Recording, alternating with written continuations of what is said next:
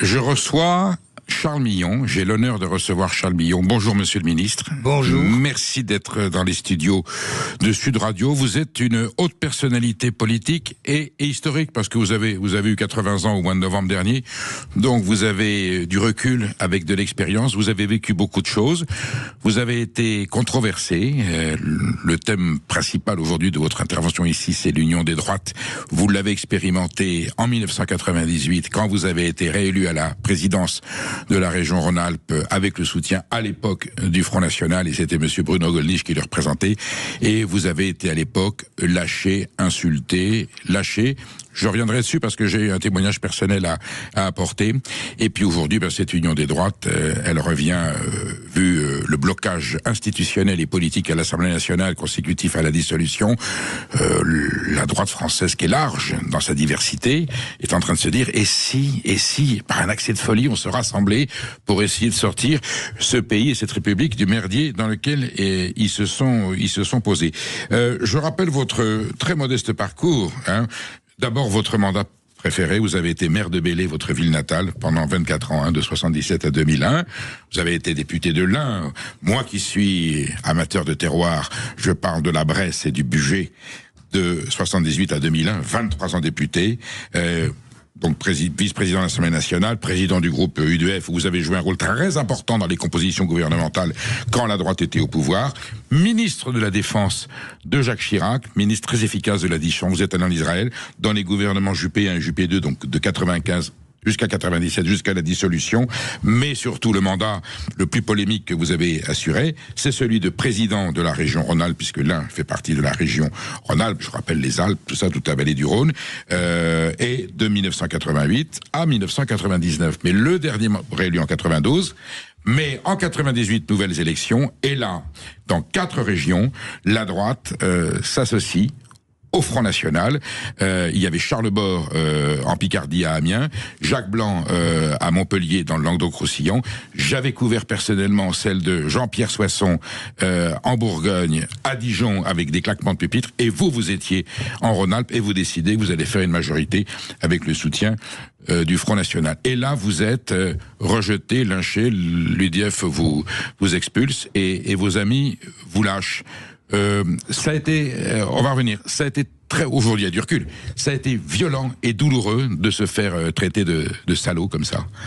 Oui, ça a été violent et douloureux, mais il faut d'abord rappeler une chose, c'est que l'opinion est quand même versatile, car je n'ai pas vu une même violence pour la collaboration qu'avait instaurée Jean-Claude Gaudin dans le mandat précédent avec le Front National. Là où vous n'avez rien dit. Il a géré sa région tranquillement, et aucune force politique, aucun média ne lui a reproché. Il a vécu sa vice-présidence, et en plus, après, il a continué, en fait, sa vie politique. Sauf que le Front National de l'époque n'était pas encore dédiabolisé comme l'est le Rassemblement National aujourd'hui.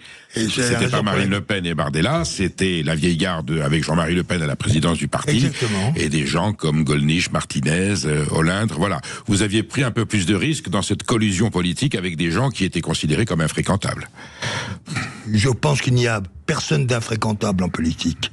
Et d'ailleurs, la gauche le dit continuellement en parlant de M. Mélenchon. Donc, elle devrait aussi réfléchir lorsqu'elle traite d'autres personnes d'infréquentables. Donc, il y a des électeurs qui choisissent des élus, et après on débat, et après on choisit les orientations, et après on choisit les votes, et après on met en œuvre la politique que les électeurs ont souhaité. Et d'ailleurs, les électeurs sont en train de le dire d'une manière très claire. C'est pas par hasard que le Front National a de pareil score aujourd'hui. Le RN aujourd'hui. Le RN, oui, le RN d'aujourd'hui est de pareil score. Or, les électeurs sont en train de dire, vous n'avez pas le droit de détourner nos choix. Et à partir de ce moment-là, bien, on n'est pas obligé d'accepter les idées de l'autre. On doit négocier, on doit se rencontrer, évoquer les problèmes de la région, évoquer les solutions à apporter, et ensuite les mettre en œuvre, sans être obligé de renier ses convictions profondes, ce que je n'ai jamais fait. Je n'ai jamais renié mes convictions profondes. Donc, à l'époque, vous considériez que le Front National était déjà dans l'arc républicain. C'était un parti légal. Pour moi, il n'y a personne qui est hors de l'arc républicain. C'est une invention politique pour pouvoir en fait rester au pouvoir à tout prix. Lorsqu'on s'aperçoit qu'on ne peut pas rester au pouvoir, on trouve des techniques. D'ailleurs, il y a d'autres techniques. Il y a la technique de nommer des hauts fonctionnaires qui vont enfermer en fait la France dans des choix politiques que l'électeur maintenant conteste. On s'aperçoit qu'on nomme rapidement, à la fin d'un mandat, un président de la Cour des comptes, qu'on est en train de réfléchir à comment remplacer le gouverneur de la Banque de France, comment on est en train d'étudier telle ou telle chose pour telle ou telle grande administration, et que par ce fait-là, on est en train d'essayer déjà de voler par avance le choix des électeurs des années qui viennent. Donc vous partez du principe que si un parti politique est reconnu en préfecture, au ministère de l'Intérieur, comme un parti, j'allais dire, de la vie démocratique française, il a le droit de respect des autres partis. Je l'ai écrit dans un ouvrage que j'ai écrit à l'époque, qui s'appelle La paix civile, où si véritablement on considère qu'un parti est infréquentable, on l'interdit. D'ailleurs, l'Allemagne a interdit en 1945 le parti, les résurgences du nazisme, absolument. Le parti nazi. Les États-Unis ont interdit à une époque le parti communiste parce qu'ils considéraient que c'était un parti qui était dangereux pour la République américaine.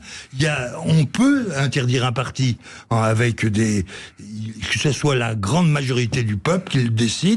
Mais s'il n'est pas interdit, si on lui permet d'aller aux élections, à partir de ce moment-là, il est fréquentable. On n'est pas obligé d'accepter ses idées, on n'est pas obligé d'accepter ses analyses, on n'est pas obligé d'accepter ses propositions, mais on en débat. C'est l'électeur qui choisit entre les partis qui se présentent et qui ont le droit de se présenter aux élections. Et sans monter à Mathusalem, le président Daladi en 1939 interdit le Parti communiste parce qu'il y avait eu le pacte germano-soviétique. Exactement. Et pourtant le Parti communiste représentait une grande partie de la gauche française. Il a été interdit. Il a même essayé d'obtenir la publication de l'Humanité. Jacques Duclos a demandé à Otto Abetz de le faire. Et puis on se souvient que Déa et Doriot étaient de militants de gauche et que Pierre Laval, président du Conseil, avait été un ancien militant socialiste. Comme quoi tout ça est très relatif. Soyons très prudents sur les anathèmes que l'on peut jeter sur les uns ou sur les autres. Charles Millon, on revient à l'actualité. Il y a quelques semaines, le président Nicolas Sarkozy, ancien président de la République, du fond de sa cellule, lance, c'est pas l'appel de cochon de Jacques Chirac de 76, il dit, et si on réfléchissait sérieusement à l'union des droites, parce que le pays est ingouvernable, la dissolution a disloqué les institutions et la représentation nationale. Est-ce qu'une union des droites ne serait pas la solution que les Français attendent pour sortir le pays de ce merdier, passez-moi l'expression, dans laquelle on s'est plongé? Vous y croyez à cette... Moi, j'y crois totalement. Je pense qu'il est tout à fait possible de se mettre d'accord sur un certain nombre de réformes qu'on doit engager, de faire d'abord une analyse claire de la situation. Et je pense que cette analyse est partagée aussi bien par des gens qui sont au Rassemblement National, que des personnes qui sont à LR, que des personnes qui sont même à gauche. Il suffit actuellement de relire toutes les analyses sur la France qui sont faites par Nicolas Bavrez ou par le président de la BPI pour constater que j'allais dire l'inventaire est fait et qu'il faut maintenant y répondre par des réformes. Vous n'êtes pas décliniste, hein? Vous n'êtes pas décliniste. Non, je ne suis pas décliniste. Je pense qu'il y a toujours la possibilité, en fait, de se redresser, et que la France l'a démontré d'ailleurs dans son histoire. Mais que là, aujourd'hui, je dis arrêtez de faire des querelles partisanes, arrêtez de faire des querelles tactiques, occupez-vous du fond et proposez aux Français, aux citoyens français, une voie qui leur permettra demain de voir le sursaut de leur pays, que ce soit en matière économique, que ce soit en matière d'éducation, que ce soit dans le domaine de l'autorité, dans le domaine de l'organisation du territoire, dans le domaine aussi de la sécurité au sens propre du terme, puisque notre pays est aujourd'hui un des pays les plus insécures de l'Europe. Si ce n'est qu'à votre époque, la droite modérée était majoritaire, et s'il y avait une union des droites, la mouvance, le péniste, était même minoritaire. Aujourd'hui, s'il y a une union des droites, c'est le Rassemblement National qui mène la danse, et c'est eux qui sont au leadership, et c'est la droite, dite républicaine, qui serait à la traîne d'une situation d'union des droites. Exactement. D'ailleurs, il leur arrive ce qui était probable, parce qu'en fait, l'électeur refuse qu'on lui vole ses choix. Et les électeurs ont mis en œuvre toute une méthodologie depuis un certain nombre de scrutins, j'allais dire, pour pouvoir insister sur les choix qu'ils avaient faits. Et de plus en plus, on a vu en fait, j'allais dire la droite libérale, incapable de mettre en œuvre ces réformes parce qu'elle subissait l'oukase de la gauche, et que chaque fois que la droite faisait un pas vers le RN, immédiatement la gauche la poursuivait de ses injures, et que la droite libérale était paralysée. Je lui dis: ne soyez pas paralysés, vous êtes des représentants du peuple, vous allez travailler avec les autres représentants du peuple, quelle qu'ils soient leur origine. Quand moi, à la région, je faisais voter une partie de mon budget par les communistes qui étaient d'accord sur un certain nombre de réformes, personne ne venait me le reprocher. Quand à la région, je faisais voter un certain nombre de réformes par les écologistes, quand on mettait en œuvre les parcs régionaux, etc., personne ne venait me le reprocher. Et comme par hasard, il fallait repousser en enfer à l'époque le Front National, aujourd'hui le RN, et ne pas prendre en réalité les choix qu'ils faisaient, ou j'allais dire, même les analyses qu'ils émettaient, voilà. Vous êtes bien sur Sud Radio. Perico Légas reçoit Charles Millon dans un débat à bâton fleuri. C'est l'expression que j'aime utiliser parce qu'on va au fond des choses et on parle vrai. Vous restez avec nous. Vous nous appelez au 0826 300 300. Nous débattons sur la possibilité d'une union viable des droites. Charles Millon répondra à vos questions. Je suis sûr que vous êtes concernés, qui que vous soyez. Est-ce que l'union des droites aujourd'hui, est-ce qu'il faut casser le carcan des vieux tabous et envisager cette solution pour sortir le pays du marasme dans lequel il a été plongé? Et Emmanuel Galasso prendra vos appels. À tout de suite. Maud Kaffler.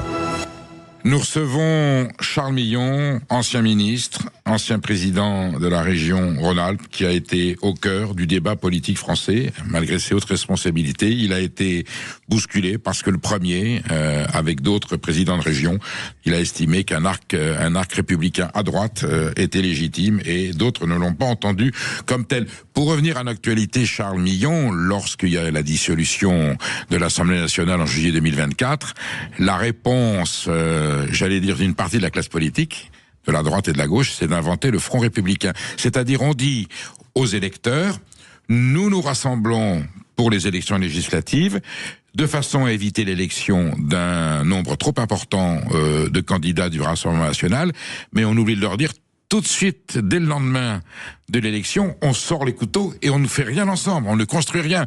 On appelle ça une forfaiture politique. Oui, c'est un mensonge, un vrai mensonge. Et d'ailleurs, les électeurs commencent à le savoir, ils le constatent, et c'est la raison pour laquelle le Rassemblement national continue en fait à sa montée dans les sondages, parce que les électeurs ne comprennent pas qu'on puisse mentir de cette manière-là. Et je le dis à mes amis de LR, on va pas voter avec la gauche parce qu'on a peur du LR. On s'allie avec les gens qui partagent les mêmes convictions sur un certain nombre de sujets, même si sur certaines analyses, on peut avoir discussion, on peut même avoir opposition. Mais ça a été, à mon avis, très grave ce qui s'est passé, parce que les électeurs ont fait un choix au premier tour, et on a organisé au deuxième tour le détournement des voix, puisque on a vu en fait une alliance entre LFI et LR pour empêcher le RN d'être élu, ou pour empêcher en fait une alliance avec le RN. C'est là en fait un scandale démocratique. Je fais toujours une définition très précise. Il y a des électeurs républicains et macronistes qui ont voté pour des électeurs de la France insoumise de Jean-Luc Mélenchon, et il y a des électeurs de la France insoumise pro Jean-Luc Mélenchon qui ont voté pour des candidats des républicains et de la Macronie. Ces gens-là, quand vous leur parlez aujourd'hui, ils vous disent on ne m'y prendra pas deux fois. On s'est fait largement avoir, ça n'a servi à rien. Total, il y a un chaos politique total. Alors que vous estimez que... Moi, je ne crois pas à leur phrase « on ne nous reprendra pas ». Parce qu'en réalité... Ils voteront, vous pensez? Mais non, mais... Je parle des électeurs. On a vu, durant ces derniers mois, combien les parlementaires étaient attachés à leur mandat. Quand ils refusaient, en fait, de voter la censure ou de refuser un texte parce qu'ils avaient peur de la dissolution. Et qu'ils avaient bien... Donc, c'était bien une peur qui les concernait eux-mêmes, qui les amenait à prendre à faire un geste politique. On leur demande pas de faire des gestes. Non, mais je vous parlais des électeurs. On demande de faire des gestes pour la Charles Millon, je vous parlais des électeurs qui ont accepté en se pinçant le nez de voter pour un parti auquel ils ne croyaient pas. Ces gens-là nous disent aujourd'hui, moi je ne me ferai pas avoir une deuxième fois, bien entendu. Charles Millon, vous avez été président de la région Rhône-Alpes, riche d'un très grand patrimoine agricole. La vallée du Rhône, les arbres fruitiers, les Alpes avec l'élevage de la montagne. Nous avons justement une agricultrice, une éleveuse, Pauline Marre. Elle porte un patronyme symbolique puisqu'elle en a marre. Elle est plus que marre. Elle est au bout du rouleau. Elle a lancé un message qui nous a interpellés, un cri de détresse énorme. Je voudrais qu'on l'écoute et puis, en tant qu'homme politique, vous nous direz ce que vous pensez du sort que aujourd'hui on réserve à l'agriculture. Pauline Marre, vous êtes avec nous ? Oui, je suis là. Bonjour Pauline Marre, on a écouté votre message. Bon, vous savez que c'est un sujet qui me touche depuis toujours. J'ai eu les yeux embués en vous entendant parce que j'ai senti que du fond du cœur et du fond de vos tripes, vous lanciez un cri de désespoir. Hein, le dernier cri avant la fin. Vous en êtes toujours à cette conclusion que vous êtes au bout du rouleau ? Alors aujourd'hui, il y a quand même une superbe solidarité qui nous a bien entourés. Voilà, les gens nous entourent. Évidemment. Tout ce qui est les acteurs de notre vie agricole, donc la MFA, le Crédit Agricole, voilà, ils sont tous autour de nous. Après, aujourd'hui, il y a un peu cette pression médiatique qui est pas facile, je vous avoue, mais parce que ça a divisé un peu aussi dans nos familles. Ah, c'est vous qui l'avez suscité pour de bonnes raisons, oui. Et tant mieux quelque part. Exactement. Mais je m'attendais pas à ça. Hein. Sincèrement, je m'attendais pas à cette ampleur-là. Mais du coup, ça m'a redonné foi, ça m'a redonné l'envie de me battre. Et c'est vrai que notre métier, c'est toute notre vie, quoi. C'est une passion et on n'a vraiment pas envie, on a vraiment très peur de le perdre. Pauline, c'est un sujet qui touche les Français, qui nous passionne, et on sait que l'avenir de l'agriculture est tout simplement l'avenir de la France. Et le jour où on n'aura plus de paysannes et de paysans, on n'aura plus de pays. Vous vous trouvez où exactement? Votre exploitation agricole se trouve à quel endroit?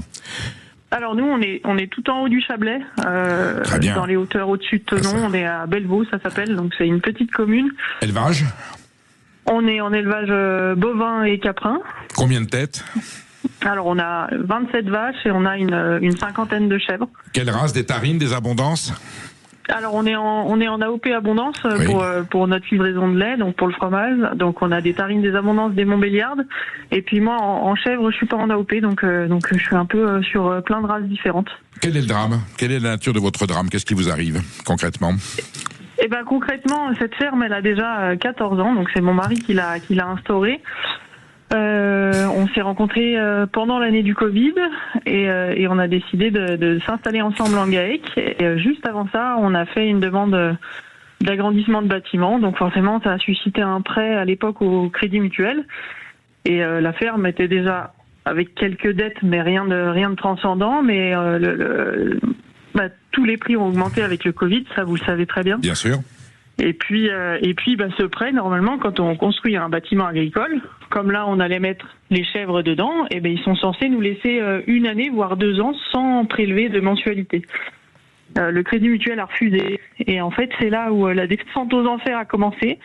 C'est-à-dire que ça nous a repoussé les échéances parce qu'on pouvait pas les payer. On était en découvert, donc on a payé des agios. Et en fait, ça a fait une grosse boule de neige qui a continué sur 1 an et demi. Et puis au bout d'un moment, je me suis dit les agios, c'est plus possible. Donc on va payer la banque en premier, et puis les fournisseurs attendront. Vous êtes pris à la gorge. Vous êtes prise à la gorge.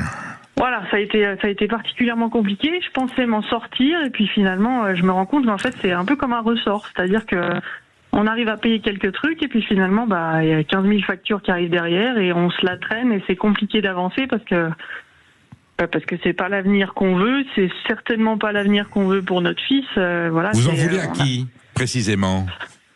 Sincèrement, je vais vous dire au Crédit Mutuel déjà en premier lieu. Donc au système bancaire. Oui, au système. Oui, alors aujourd'hui, on est avec le Crédit Agricole pour tout le reste, et ils sont vraiment d'une aide énorme, heureusement. Soutien du syndicat. Vous avez eu le soutien du syndicalisme agricole en général ou très peu? Absolument pas. Rien. J'ai fait appel, mais je leur ai demandé, et apparemment l'histoire n'était pas assez intéressante, je crois. Charles Millon, vous écoutez l'intervention, le témoignage de Pauline Marre, qui parmi des milliers, peut-être des dizaines de milliers, selon les cas de figure, vous avez été à la tête de cette région. Vous pensez qu'en matière de politique agricole, la France a fait n'importe quoi, n'importe comment? La France était une grande puissance agricole. Et c'était un pays qui était autosuffisant. C'est un pays qui a poursuivi la souveraineté, qui a conservé la souveraineté alimentaire durant des décennies. Et aujourd'hui, suite à des politiques hasardeuses, on a vu en fait l'agriculture française ne plus être respectée comme elle aurait dû être. Je le dis tout à fait solennellement à votre antenne, que je crois qu'il faut réfléchir à une garantie de la souveraineté alimentaire totale. Il y a un pays qui est juste à côté de la région de Madame, qui est la Suisse, qui le fait depuis des années, et on voit les agriculteurs qui ont un revenu descendre dans ce pays, on voit les agriculteurs qui sont en même temps les gardiens des paysages, on voit des agriculteurs qui participent à la vie nationale et qui permettent à ce pays, la Suisse, d'être souverain sur l'angle alimentaire. Je pense que la France doit pouvoir le faire, même à l'intérieur de l'Europe, et qu'elle l'a fait, puisque à un certain moment il y a eu des crises. La France a surmonté ces crises en ayant des politiques même assez, dures, puisque c'était la politique de la chaise vide. C'est ainsi qu'on devrait protéger nos agricultures. Il n'y a pas de pays sans paysans. Il n'y a pas de pays libre sans une souveraineté alimentaire garantie. Il n'y a pas un pays qui est riche en paysages, qui soit un pays, harmonieux, sans qu'il y ait en fait des paysans qui s'occupent de cette harmonie. Et c'est la raison pour laquelle je dis à madame qu'il y a des hommes politiques, il y en a un certain nombre qui pensent ainsi. J'ai eu une majorité à la région durant presque 10 ans, qui a soutenu des filières, ça s'appelait les filières du développement de l'agriculture. On a soutenu un certain nombre de cultures, on a soutenu un certain nombre d'élevages, et on permettait à ces gens-là de toucher des subventions s'ils faisaient un projet agricole. Ceci s'est continué assez longtemps, et je souhaite que le gouvernement français sache, et à Bruxelles et dans les régions, prendre des positions telles qu'on puisse garantir en fait un vrai revenu à nos agriculteurs, qu'on puisse garantir une vraie souveraineté alimentaire, et à partir de ce moment-là, la France redeviendra une grande puissance. Nous débattons des enjeux agricoles avec Charles Millon, dont le témoignage a été éloquent, et nous avons Pauline Mar, agricultrice, éleveuse, qui est en détresse. Mais je crois comprendre que la solidarité agricole, et peut-être la solidarité sociale et citoyenne, va peut-être faire en sorte, chère Pauline Mar, que vous connaissiez des jours meilleurs. Vous restez avec nous sur Sud Radio, vous nous appelez au 0826 300 300, Emmanuel Galasso prendra votre appel, et si vous avez envie de poser des questions sur l'actualité, sur les réalités, sur la droite, sur la gauche, sur ce que la République va devenir, Charles Millon, qui est un grand expert, parce que c'est devenu un sage, répondra à vos questions avec pertinence et courage. À tout de suite sur Sud Radio. Radio, la France dans tous ses états, Perico Légas, Maud Koffler. Nous recevons Charles Millon, ancien ministre de la Défense, ancien président du Conseil régional Rhône-Alpes, qui a été, j'allais dire, l'initiateur de l'Union des droites, même si à l'époque ça lui a valu quelques colibés et des anathèmes d'une extrême violence. Aujourd'hui, on se rend compte qu'il était tout simplement visionnaire. Charles Millon, on recevait à l'instant Pauline Mar, cette agricultrice de Savoie, que on remercie pour son témoignage, et on suivra son dossier. Pauline Mar, je vous le dis, voilà, on vous rappellera, parce que je veux savoir exactement comment se finit cette situation, et votre courage mérite d'être salué. Ça a suscité chez Charles Millon la réflexion de protège-t-on vraiment notre agriculture? Vous avez mis le protéger, donc on va mettre les pieds dans le plat. Est-ce que, oui ou non, on peut légitimement parler aujourd'hui de protectionnisme utile et nécessaire pour l'Europe et pour la France? Est-ce qu'il faut un protectionnisme qui redonne son sens à l'Europe, la préférence communautaire? Et surtout, est-ce que la France a le droit de protéger sa souveraineté alimentaire avec des moyens politiques clairs, nets et précis? Bien évidemment. Il suffit de voir en fait comment cela se passe, par exemple. Vous parlez de la Suisse, voilà, tout à fait. En Suisse, comme je viens de le dire. Mais d'autres pays européens aussi, se protègent. Dans tous les pays européens actuellement, il y a un certain nombre de gouvernements qui ont mis en œuvre ce type de démarche. Et je pense que la France doit le faire d'une manière urgente. D'ailleurs, l'urgence est telle que le président de la République vient de renoncer à son libre-échangisme systématique qu'il a défendu jusqu'à ces derniers mois, puisqu'il était un partisan du Mercosur, et s'il a renoncé à soutenir la signature du Mercosur, c'est suite aux manifestations unanimes de tous les syndicats agricoles français, qui est aussi au soutien de toute la population française. Et pourquoi la population française soutient ces agriculteurs? C'est non seulement parce qu'ils sont attachés à ces familles d'agriculteurs qui travaillent sur nos terres, mais aussi parce qu'ils souhaitent que notre pays puisse, en face d'une crise, être souverain, c'est-à-dire puisse résoudre ses propres problèmes sans être obligé d'obéir à l'étranger, avec l'étranger.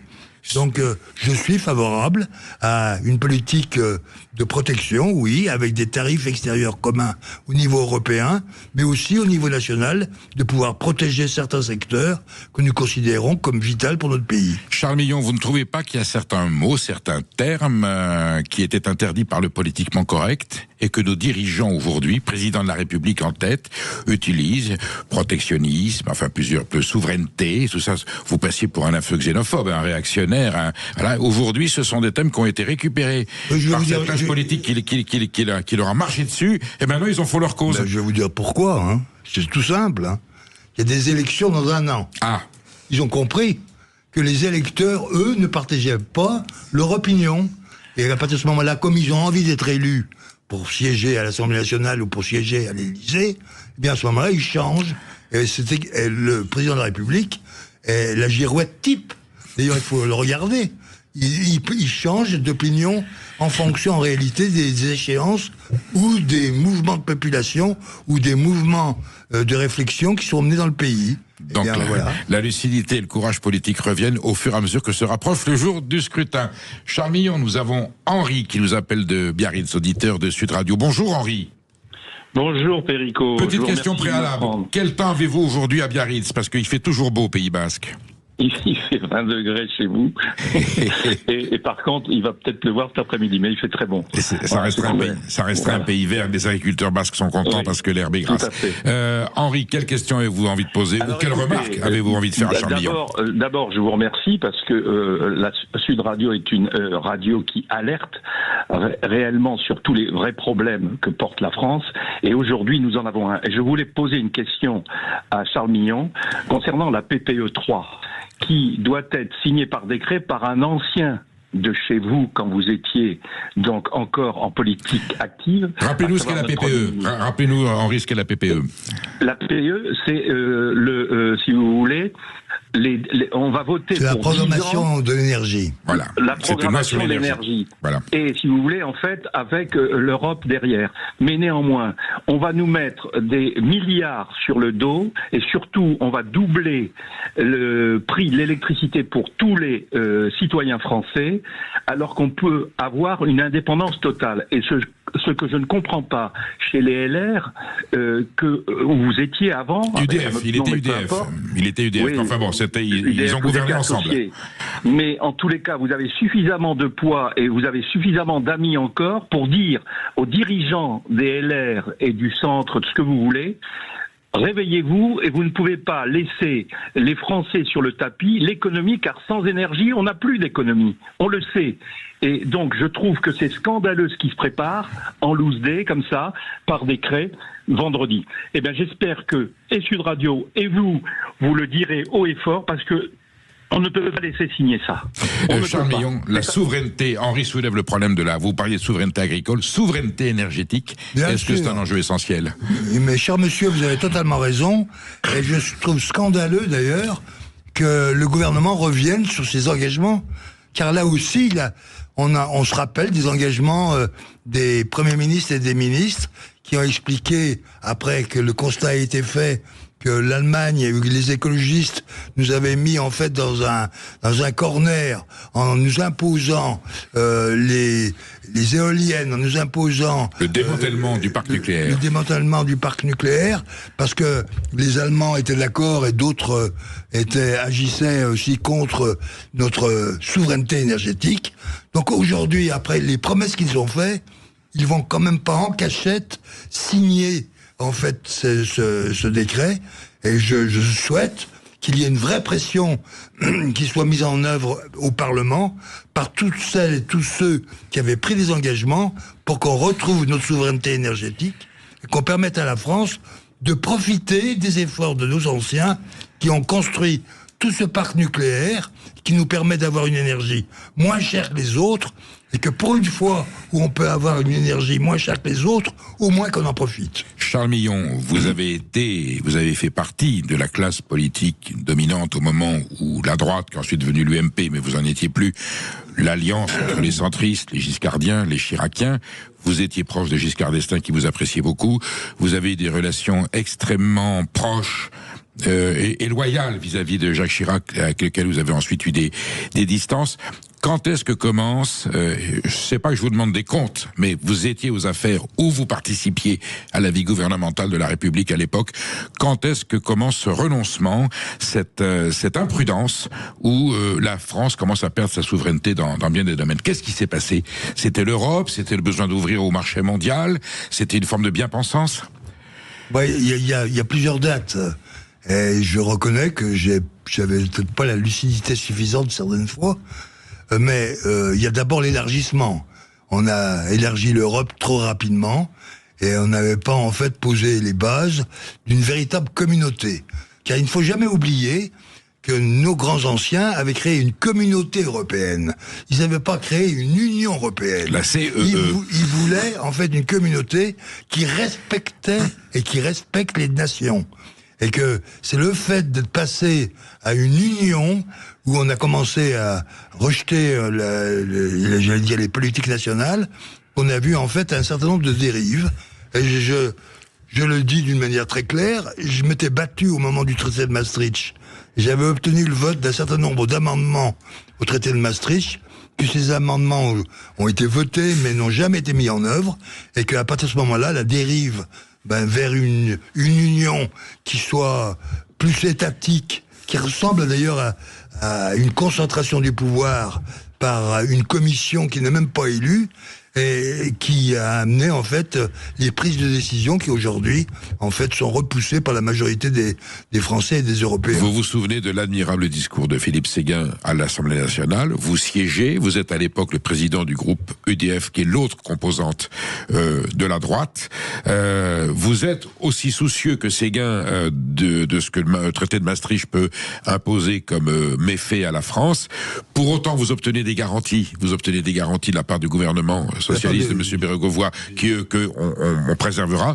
Et Jacques Chirac, hypocrisie, pensait que vous alliez voter contre. Vous étiez obligé de voter pour parce que vous avez eu satisfaction. Et il pensait que vous alliez voter contre. Donc, que le traité de Maastricht ne serait pas adopté par l'Assemblée nationale, que du coup, le problème était réglé. Et il a été confronté à une réalité. Le traité a été voté et il a été obligé d'appeler à voter oui parce qu'il disait que si on vote non, la porte de l'Élysée est fermée à quiconque s'oppose à l'Europe. C'est ce qui s'est passé? Exactement. Qu'est-ce que vous en concluez aujourd'hui, que c'était un opportuniste? Je pense qu'on s'est trompé. On s'est trompé parce que il y a un certain nombre de personnes qui ne veulent pas d'une Europe, j'allais dire communautaire. Ils veulent une Europe qui supprime les différences entre les nations, qui concentre le pouvoir à Bruxelles, qui voudrait faire en fait de l'Europe un pays unioniste, alors que il faudrait que ce soit effectivement une communauté de nations qui se respectent et qui respectent leurs propres traditions. L'ultra-européen que vous avez été, parce que vous l'avez été en conviction, je me souviens de vous, j'étais jeune, mais vous étiez passionné. Aujourd'hui, il faut la remettre totalement en cause. Peut-être pas sortir de l'Europe, mais il faut la repenser totalement. Je pense qu'il faut repenser totalement l'Europe. Il faut revenir à ce que voulaient en fait les pères de l'Europe. Les pères de l'Europe ne voulaient pas qu'on fasse une normalisation générale, ne voulaient pas qu'on fasse une union totale, ne voulaient pas que l'Europe s'occupe, j'allais dire, même de l'ouverture des bouteilles, puisque c'est maintenant l'Europe qui décide de savoir si les bouchons doivent rester attachés ou pas. Et de la peau du saucisson de Lyon, quelle nature. Et qu'il voulait en fait une Europe qui s'occupe de l'essentiel et non pas en fait de la vie courante qui doit rester même au niveau des régions pour un certain nombre de choses. Donc je suis un partisan du principe de subsidiarité et je dis aux auditeurs, je rappelle aux auditeurs ce que c'est. Tout ce qui peut être fait au plus proche du citoyen, de la famille, du village, de la ville, doit rester au plus proche doit être fait au plus proche de la ville ou de la cité, et que tout ce qui peut être fait au niveau du département reste au niveau du département, et ainsi on remonte jusqu'au bout, et on n'a que l'essentiel qui reste en haut du pays.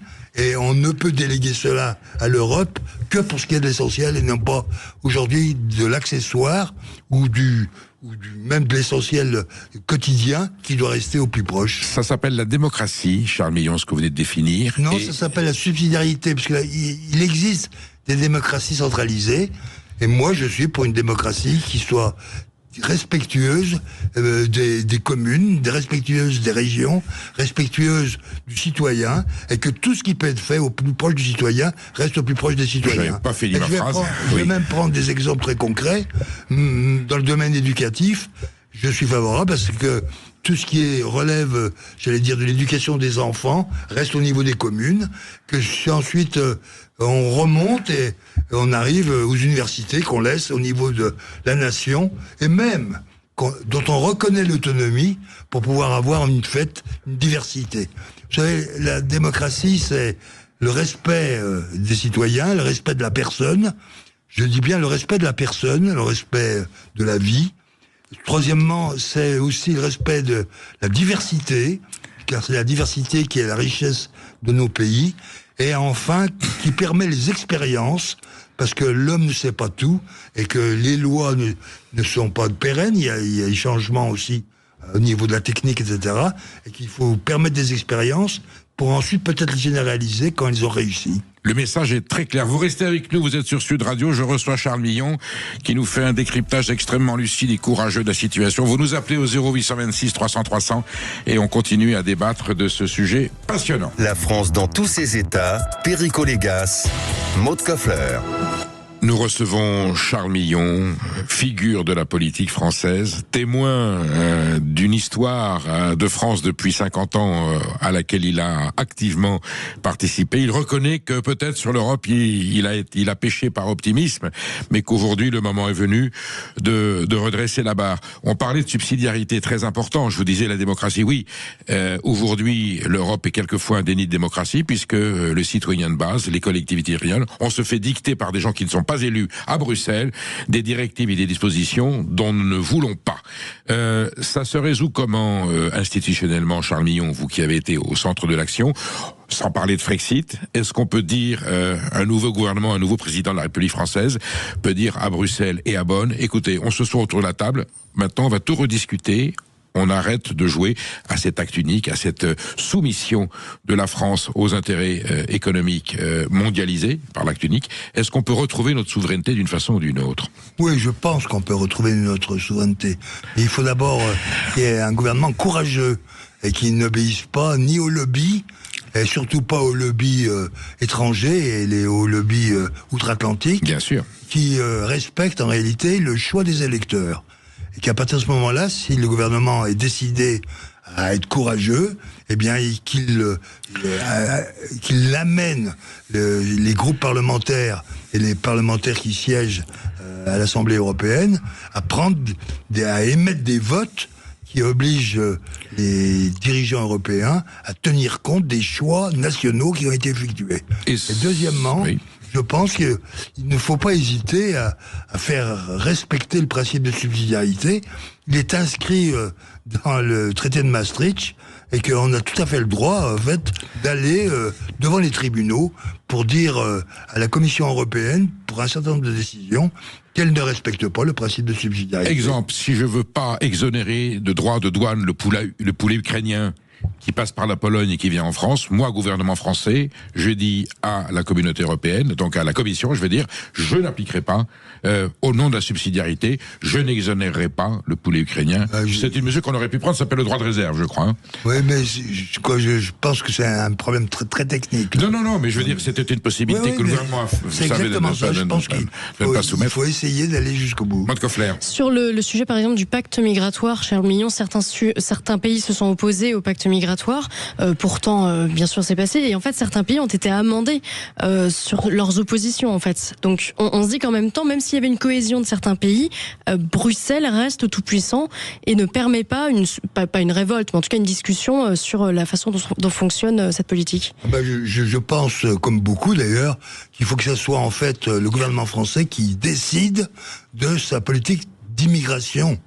Et qu'à partir de ce moment-là, il va falloir peut-être exiger de l'Europe qu'elle respecte les décisions qui sont prises au niveau national. Car il n'est pas possible, on va prendre un exemple très précis, lorsque un pays limitrophe de la France qui fait partie donc de l'Union européenne décide de régulariser tous les étrangers illégaux, ces étrangers illégaux peuvent ensuite rentrer légalement en France et s'installer, puisque c'est le droit européen. Et que cela n'est pas normal. Donc il faut permettre, j'allais dire, une vraie discussion au niveau de l'immigration et que l'on respecte totalement les décisions nationales. Je vous cite 3 noms de présidents de la Commission européenne: José Manuel Barroso, Jean-Claude Juncker, Ursula von der Leyen. Ils roulent pour qui, ces gens-là ? Est-ce que la Commission a trop de pouvoir ? Ils roulent pour une bureaucratie européenne, car ils sont persuadés que le bonheur des peuples viendra de la bureaucratie européenne. Et lorsqu'ils sont retirés, par contre, ils se mettent à critiquer la bureaucratie européenne, car ils s'aperçoivent que les choix qu'ils ont effectués ou qu'ils ont favorisés se sont souvent avérés des choix mauvais pour notre pays et pour l'Europe. Nous avons eu des commissaires, Michel Barnier, Thierry Breton, qui ont essayé de s'opposer. Ils ont été évacués assez rapidement, finalement. Quand la France a essayé de se rebiffer, on l'a fait taire. C'est une analyse plus profonde qu'il faudrait faire. Oui, je sais bien. Mais enfin là, concrètement, Monsieur Breton l'a essayé de s'opposer à Ursula von der Leyen et elle l'a évacué et on n'a rien dit. On l'a remplacé par Monsieur Séjourné. Donc c'était une forme de soumission à la Commission européenne. Ben là, je pense qu'il y a eu un accord entre le président de la République et la présidente de la Commission. Oui. Et que c'est des décisions qu'on peut regretter sous l'angle politique, mais qui, sous l'angle institutionnel, sont valides. Donc on fait des proclamations publiques, et puis ensuite, au moment de passer à l'acte, les gestes sont très différents de ce qui a été dit. C'est la raison pour laquelle, d'ailleurs, les électeurs ne croient plus à la politique. Charles Millon va faire un petit peu de politique fiction, puisque 2027 approche, la carte électorale est en train de se dessiner. Chez les Républicains, alors là, le parti auquel vous apparteniez, l'UDF, les centristes, c'est devenu un peu une partie de la Macronie, hein, entre le MoDem, Renaissance, tout ça est un peu mélangé. Là, on voit pas d'issue parce que l'effondrement est total. Il reste le camp républicain avec 2 leaders qui sont Bruno Retailleau et Laurent Wauquiez. Les autres ont été mis de côté. Et il reste évidemment l'option du Rassemblement national avec cette grande énigme. Est-ce que la Cour d'appel va donner, le jugement de la Cour d'appel va permettre ou pas à Marine Le Pen de se présenter selon le délai qui sera fixé de la pénalité qui sera appliquée 18 mois, 22 mois. Si Marine Le Pen peut se présenter en 2027, est-ce qu'elle doit se présenter et Jordan Bardella se met en retrait, ou est-ce que tel qu'elle a essayé de l'envisager, elle se retirait d'emblée dans la mesure où la procédure judiciaire ne serait pas totalement terminée et Jordan Bardella serait le candidat du Rassemblement national à l'élection présidentielle de 2027? C'est pas votre parti, mais je demande votre avis. Oui, parce que je vais simplement d'abord dire une chose, c'est que je considère que ce jugement est inique pour une raison simple, c'est que c'est parce qu'on n'a pas respecté, j'allais dire, un droit européen qui définit le rôle des assistants, que l'on va condamner le parti de ces députés ou de ces assistants dans leur pays et qu'on va choisir une condamnation qui est une condamnation qui touche au droit français et non pas au droit européen. Bien sûr. Et que je pense qu'il y aurait peut-être une réflexion à mener et que sur cette question-là, car on a l'impression que le droit européen envahit même le droit national et va décider de l'inéligibilité d'une personne à un mandat national pour une faute qui a été, pour une soi-disant faute qui a été faite au niveau européen. que personne n'a répondu. C'est vrai. Voilà. C'est vrai. Que j'aurais pensé, et que je pense toujours, qu'il serait intéressant de savoir quelle est l'opinion des juges sur cette question-là. Or, je n'ai pas entendu nos juristes, à part ceux qui sont professeurs ou qui sont intellectuels, qui ont fait connaître, eux, leur opinion, et qu'un certain nombre disent que c'est totalement anormal. Mais je voudrais simplement dire d'une manière très officielle qu'il y a là un vrai problème de droit. Si je comprends bien, vous êtes en train de dire un tribunal de la République française sur des éléments qui sont relatifs aux institutions européennes va empêcher aujourd'hui le parti majoritaire dans le peuple français d'avoir le représentant qu'il souhaite pour présider Exactement. la France. Donc pour vous, c'est un grave déni de démocratie. Ben, je pense qu'il y a oui, c'est une faute, à mon avis, c'est une faute juridique très forte, et qu'il faudrait en fait que les juges ou nos législateurs réfléchissent à ce qui est en train de se passer. Pour autant, si Marine Le Pen est inéligible à la présidentielle, que Jordan Bardella soit élu, est-ce qu'il serait tout à fait compréhensible, acceptable qu'il dise d'emblée « Je nommerai Marine Le Pen à la tête du gouvernement, elle sera Premier ministre et on appliquera, tel que le prévoit la Constitution, l'article 20 à la lettre, qui dit que c'est le gouvernement qui détermine et conduit la politique de la nation ». Je trouverais ça très élégant. Et une solution politique, peut-être, pour la gouvernabilité de la France. Je l'espère. Et dans la majorité législative, votre vieux rêve, participation des Républicains et des centristes de bonne volonté qui seraient d'accord pour participer à ce gouvernement. Je voudrais rappeler qu'il existe en fait une formation politique qui est dirigée par Éric Ciotti, qui a accepté d'entreprendre la démarche, que j'ai personnellement soutenue, de dire on ne voit pas pourquoi on va installer un cordon sanitaire autour du Rassemblement national, que je l'en ai félicité à l'époque.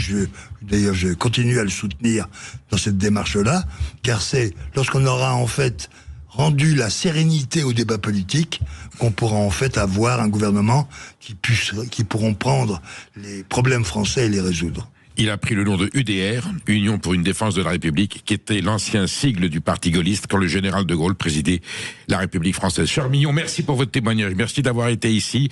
Je me permettrai de vous ressolliciter pour décrypter les réalités politiques françaises. Merci d'avoir été avec nous. On se dit à demain. On se dit à demain, Perico. Et là, on confie l'antenne à Brigitte Lahaye pour quelques douceurs sentimentales peut-être.